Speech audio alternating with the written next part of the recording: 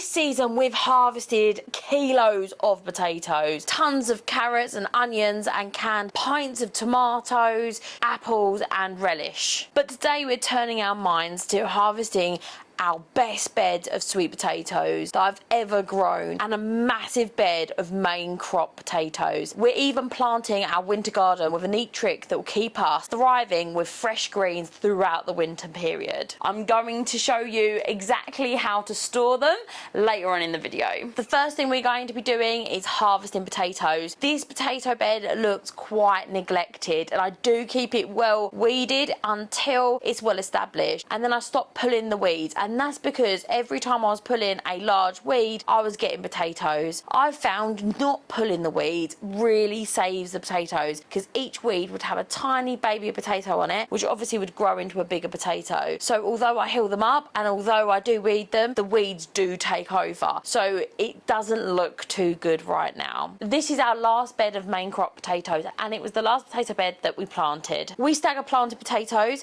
so that we have fresh potatoes all year round, as harvesting them late means that we can put them in the garage when the garage is colder, which is way better for storing them and less likely for them to sprout. This ensures that we have a year's worth of food and is much more sustainable for us to grow. These potatoes have sat in the soil after the plants have died off. This sets the skins or hardens them up, which helps the potatoes to be better at storing. It also makes them less likely to be bruised or their skins to break when they're being harvested, and they store way better. Although it is no dig, the soil can be just a little bit hard here because we do have clay underneath. So we loosen off the soil with a fork. When we use things like forks or spades, we do tend to do a lot of damage to the potatoes, so we try as much as we're able to use our hands to do most of our harvesting. I've been thinking for a little while now, do you think it's worth getting a potato fork, considering how many potatoes that we actually grow, which is quite a lot? What do you think? Let us know down below. We are always so excited about harvesting potatoes, and that's because you never know how good or how bad or what you're going to get with potatoes. So it's always super exciting to bring the kids down the allotment for a day of harvesting potatoes, and it feels so good to have so much stored away for winter. But these do store in the ground quite well, and if you don't have any space, you can store them in the ground. We use these in a lot of meals, and I find that I use a lot more homegrown food if it's ready available than if it was in the ground. All about what works for you. If you'd rather just harvest a row and use them as and when, then that's absolutely beautiful and we think it's great. If you're like me and you'd rather dig them all out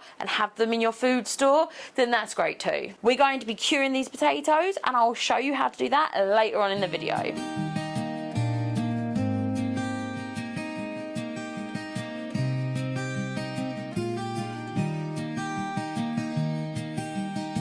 Left the noise and the neon lights,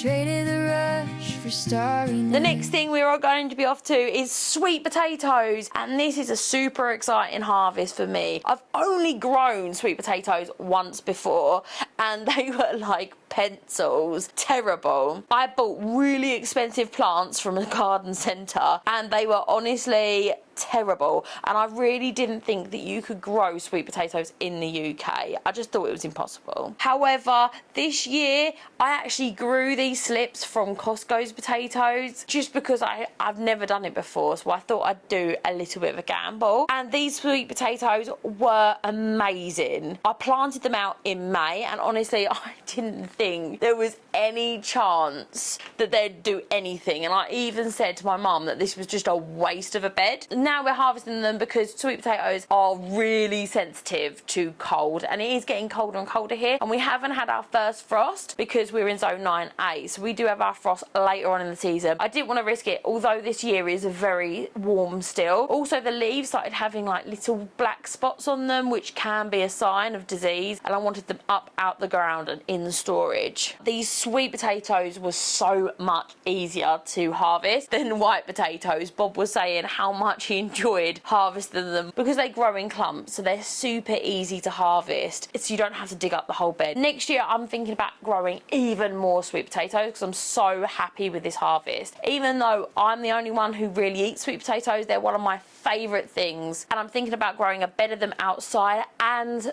giving up some space in the greenhouse for them, and hopefully growing a year's worth of sweet potatoes. Have you ever tried growing sweet potatoes outside? Let me know if you've got any tips down below, because I'm only like a beginner gardener when it comes to sweet potatoes, and I'm always looking to learn. Now the mornings come soft and slow, coffee steam and the roosters crow. This is Jazzy's little area, and now that we've cleaned all the beds up in the last episode, we're ready to plant our winter crops. In the raised beds, we're growing spinach and lettuce, and although they don't yield a load of calories, they're super important for when you're growing a year's worth of food, because it's so nice to have something actually fresh when you're eating a lot of canned food. Spinach is one of my favourite greens by far, and they really struggle in the summer heat, so growing them in the cooler days really helps them to thrive. It is really important to work with nature. This is when you get less diseases and less of a struggle. If you have an issue with your spinach or your lettuce going to seed or bolting, then growing them in the cooler months will really sort this out and take away that frustration. I'm going to be covering these with old greenhouse glass, and that's to protect them and to improve their growth. If you cover things with plastic or glass this time of year, it really does extend their season, even cold loving crops. And two, it protects them from pests. So these are going to grow so much better when they're covered with the greenhouse plastic. However, the downside, you're going to have to open them and water them, which is a bit of a downside because it's raining terribly this week and I'm having to come along and water them, that and the greenhouse. But it means that I'm going to be having wonderful greens all the way through the winter, so I can't really complain. Back to the land where the quiet runs deep, where the sky meets the fields and the trees fall asleep, growing alive with these two hands, peace in my heart. Back to the land.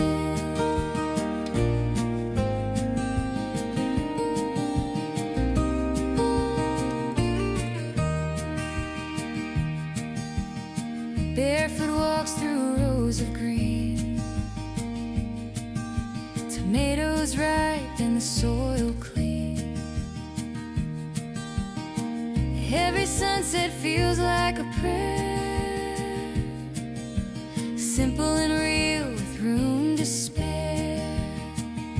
Back to the land where the quiet runs deep, where the sky meets the fields and the trees fall asleep, growing alive. Now we're home from the allotment, it's time to store these veggies, and although I absolutely adore canning, these things are going to be cured, and curing is probably the easiest method of storing that literally anyone can do. You don't need any specialist equipment, you just need a little bit of space and you can cure potatoes and sweet potatoes. Curing helps the potatoes to store, and it turns the starches into sugars in sweet potatoes and really improves their flavour. Not canning these potatoes really does make a massive impact on how we eat them. I like the fact that you can grab a potato in like February and you can have chips, mash, roast potatoes, etc. And it's really good for your mindfulness when you're eating a load of stored food to have different tastes and textures. The key to curing is not to wash your potatoes. Do not wash them because they are likely to rot. If they've got a little bit of damage like scuffs and scrapes, the curing process will heal those and they will store perfectly well. You want to separate anything that's a bit too small or that has any significant damage. I'll show you what to do with that later on in the video. Basically what you're going to be doing is laying these out in a single layer so that the potatoes are not touching. This will help with airflow so that the potatoes don't rot, and sweet potatoes will cure in about 7 to 14 days, which will allow the skins to toughen up. You do want them in fairly a warm environment, nothing too cold, because sweet potatoes just don't like the cold. cold, but they will cure in a colder environment that is not as humid as it needs to be for a few months. And for the amount of sweet potatoes that I was able to grow this year, it's not a problem. I'm probably going to eat these within 3 months, maybe 4 months, so that's absolutely fine for my case. It's doing the best you can. I always say don't throw away the good for the better. Ideally I would have a cold room and I'd have the perfect equipment, etc., but really I just don't have that set up right now. Maybe one day. So I'm going to do the best I can in the situation that I have, and if they do start going soft, then you know what, canning is my best friend. It's super important not to cure your potatoes in the sunlight because they'll get green, and green potatoes are not actually edible, so you can lose your whole crop for that. That's why I do them in my garage in a really gloomy location and transfer them to a place where it has absolutely no light. The less light that you put on your potatoes, the less likely they are to sprout. Any small or damaged potatoes, I'm just storing them in my fridge. This works beautifully even when I don't cure them because I'm going to be using these first. Small potatoes just simply don't store very well. This works really well for small and damaged potatoes. If you want to know more about curing potatoes, I have a whole video on it and I'll put it here. If you haven't done already, please subscribe because it's free and it really helps our channel. With these two hands, peace and love.